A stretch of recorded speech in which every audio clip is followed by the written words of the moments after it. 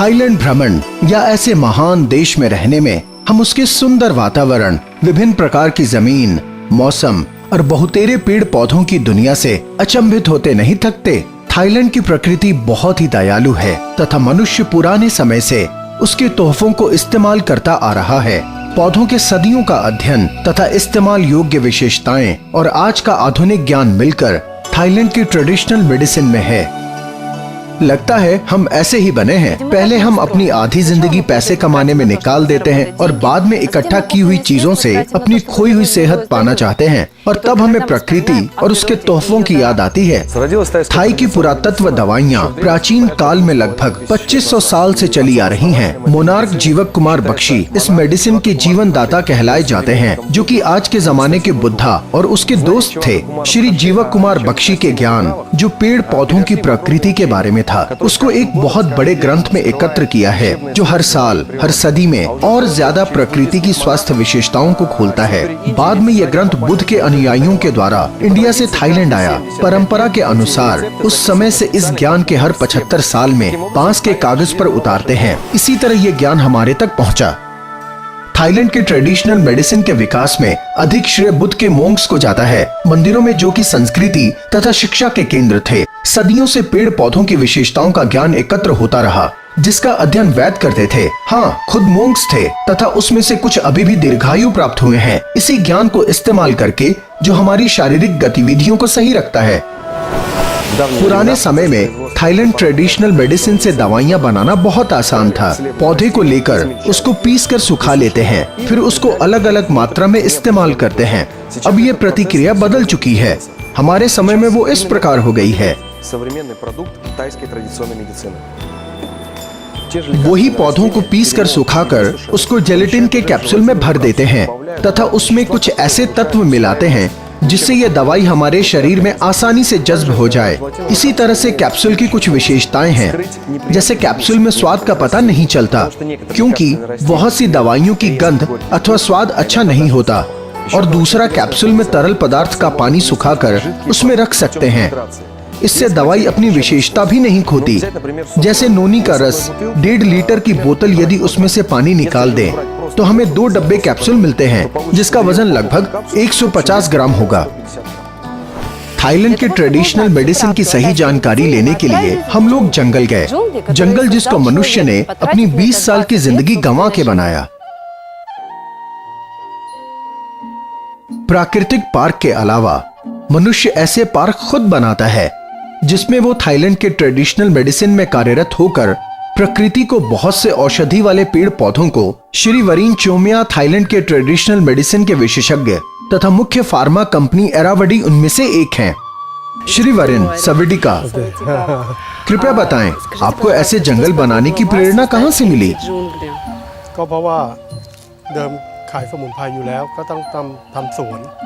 बहुत पहले से इस जगह पर बहुत सी औषधियों वाले पौधे थे। इनकी देखरेख करने से इनकी संख्या बढ़ गई है। बहुत सी जगह होने की वजह से यहाँ पर एक खास इकोसिस्टम बन गया है, जिसमें जैसे ये पौधे एक दूसरे की मदद खुद करते हैं।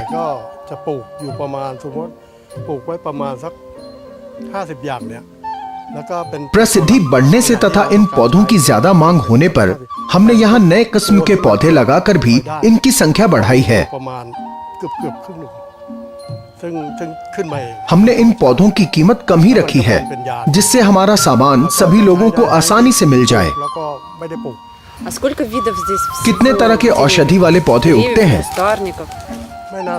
इस समय इस पार्क में लगभग 150 तरह के औषधियों वाले पौधे हैं। पहले लगभग 50 तरह के पौधे थे और लगभग 100 तरह के हमने लगाए। इसके अलावा हम लोग कुछ खास किस्म के एकदम अलग तरह के पौधे लगाने की सोच रहे हैं। और हाँ, हम बाजार में उनके मूल्य का भी ध्यान रखेंगे। जब किसी पौधे का मूल्य बाजार में बढ़ता है तो हम उसको कम करने की कोशिश करते हैं, उस पौधे को अपने पार्क में ज्यादा उगाकर।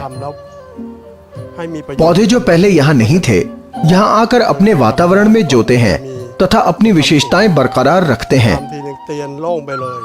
परंतु फिर वो अपने आप ही जो उनके वातावरण के अनुकूल था वहाँ पैदा होने लगे। कुछ सालों में हम ये समझ गए और ये हमारे तथा उनके लिए ठीक भी था। เหมือนเป็นเม็ดเงินที่เราใช้ไปตลอดเวลาเนี่ยและผลที่ได้รับเนี่ยไม่คุ้มกันมันไม่เหมือน पार्क में काम करने वाले लोग इस पौधों के बारे में अच्छे से जानते हैं तथा पौधे ये सब महसूस करते हैं तथा उसका उत्तर देते हैं। मनुष्य को ये अच्छी सेहत तथा पार्क को पैसा देते हैं। กลายเป็นว่าไม่คุ้มทุน आज का मनुष्य अपने दर्द को कम करने के लिए या अच्छी दवाई के लिए क्या नहीं करता है, और उस समय थाई के लोग दर्द की दवा प्रकृति में ढूंढते थे। सोच काफी प्रसिद्ध है कि थाईलैंड के ट्रेडिशनल मेडिसिन की दवाइयों में जैविक प्रक्रिया वाले तत्व होते हैं। सही मायने में ये भ्रम है। जैसे जैविक प्रक्रिया वाले तत्वों के बारे में बहुत से यूरोपीय देशों के नियमों के अनुसार मनुष्य को 30 मिलीग्राम तत्व से ज्यादा नहीं लेना चाहिए। गिंको बिलोबा एरावाडी कंपनी के हर कैप्सूल में 40 मिलीग्राम से ज्यादा होता है और दिन में मनुष्य 9 कैप्सूल खाता है। इसलिए ये पूरी दवाई है, ना कि मिलावट। अगर हम थाई पौधों के बारे में बात करें तो ये नहीं भूलना चाहिए कि ये पौधे न सिर्फ बीमारी को ठीक करने के काम में आते हैं, बल्कि बहुत सी बीमारियों को होने से भी बचाते हैं। थाईलैंड के बहुत से खाने में भी ये पौधे इस्तेमाल होते हैं, जो कि स्वास्थ्य के लिए लाभदायक होते हैं और ये विश्व प्रसिद्ध भी हैं, जिससे बहुत से थाई लोग नहीं जानते कि ब्लड प्रेशर, जिगर, आंत तथा कुछ अन्य बीमारियां क्या होती हैं।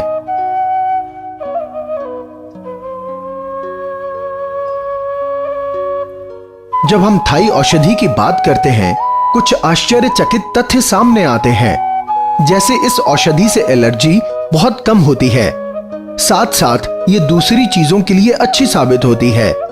जैसे हमारे इम्यून सिस्टम को ठीक करती है, खून साफ करती है, याददाश्त बढ़ाती है।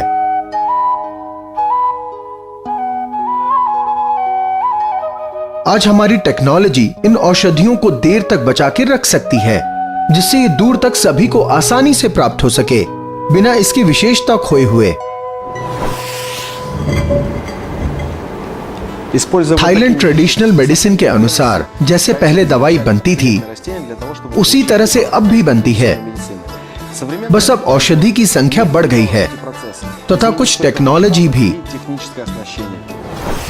बहुत से पश्चिमी देशों में यह ज्ञान नहीं फैल पाया, क्योंकि ये सब थाईलैंड में हो रहा था। हालांकि अब उल्टी प्रतिक्रिया शुरू हो गई। अब पश्चिमी देशों की बड़ी बड़ी फार्मा कंपनीज काफी पैसा खर्च करके इन पौधों की विशेषताओं के बारे में जानने तथा उनका उपयोग करने की कोशिश कर रही है, जो हमें प्रकृति देती है। इस प्रतिक्रिया को समय लगेगा, इसलिए हम कह सकते हैं कि थाईलैंड हकीकत में पश्चिम देशों से बहुत आगे है।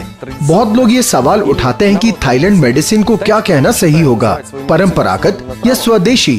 थाई लोग इसे परंपरा कहना पसंद करते हैं।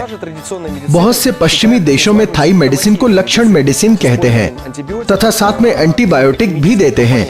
बहुत लोग पूछते हैं कि क्या ठीक है, लक्षण ठीक करने वाली दवाई या दवाई जो पौधों से बनी है।